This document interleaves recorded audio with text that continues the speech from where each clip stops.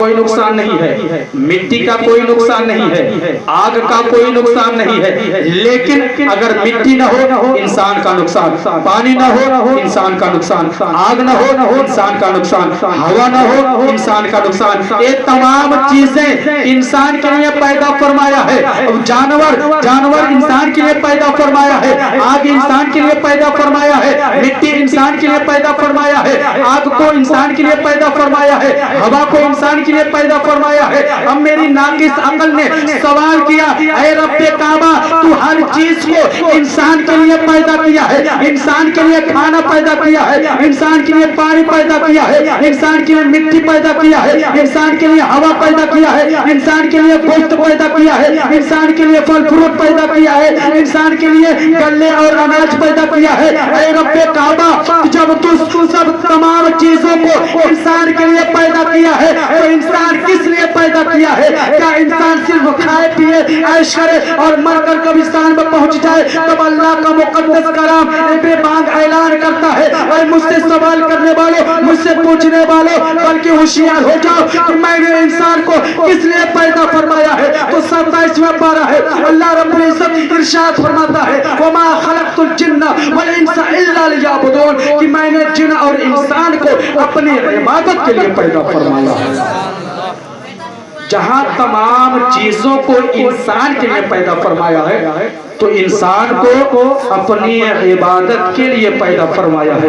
انسان یہ نہ سمجھے کہ پیدا ہو گیا، جوان ہو گیا، شادی ہو گئی، اولاد ہو گیا، مر کر قبرستان پہنچ گیا۔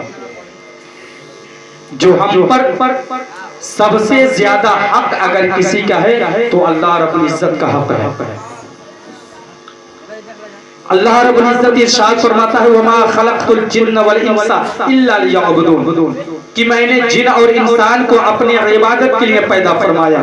اب عبادت کس طریقے سے ہوتی ہے؟ عبادت ہر چیز سے ہوتی ہے، چاہے مالی عبادت ہو، جانی عبادت ہو، بدنی عبادت ہو۔ اب بدنی عبادت میں یہ ہے کہ اس کے لیے نماز پڑھا جائے، 5 وقتہ نماز کی تیاری کی جائے، 5 وقتہ جماعت کے ساتھ نماز پڑھی جائے۔ اگر فجر کی جماعت ہو رہی ہو فجر کی جماعت میں شامل ہو جائے، ظہر کی جماعت ہو رہی ہو ظہر کی جماعت میں شامل ہو جائے، عصر کی جماعت ہو رہی ہو عصر کی جماعت میں شامل ہو جائے، مغرب کی نماز ہو رہی ہو مغرب کی نماز میں شامل ہو جائے، عشاء کی نماز ہو رہی ہو عشاء کی نماز میں شامل ہو جائے۔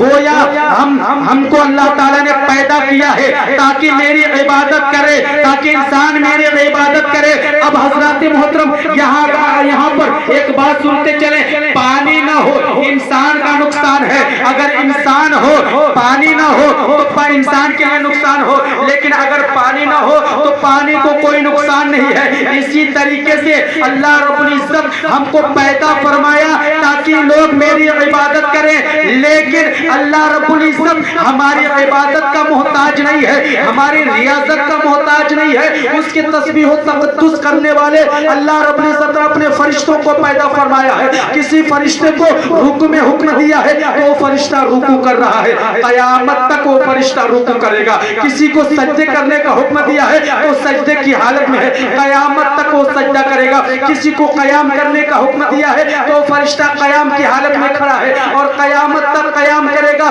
گویا اللہ رب العزت کوئی ناقص انسان، کم عقل والا انسان یہ نہ سمجھے کہ اللہ رب العزت ہماری عبادت و ریاضت کا محتاج ہے۔ ہماری عبادت و ریاضت کا محتاج نہیں ہے، بلکہ ہم خود اللہ کے محتاج ہیں۔ نماز اللہ کے رسول اللہ رب العزت ارشاد فرماتا ہے ان الصلاۃ تنہی عن الفحشاء والمنکر، کہ بے شک نماز بے حیائی و برائی سے بچاتی ہے۔ حضرات محترم نماز کی فضیلت یہ